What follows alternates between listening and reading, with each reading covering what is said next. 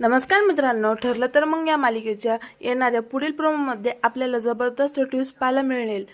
सायलीला आता तिची ओळख पटलेली असते आणि तिला आता पूर्णपणे खात्री झाली आहे की हे ज्या तन्वीची शोध घेत आहे ती मीच आहे।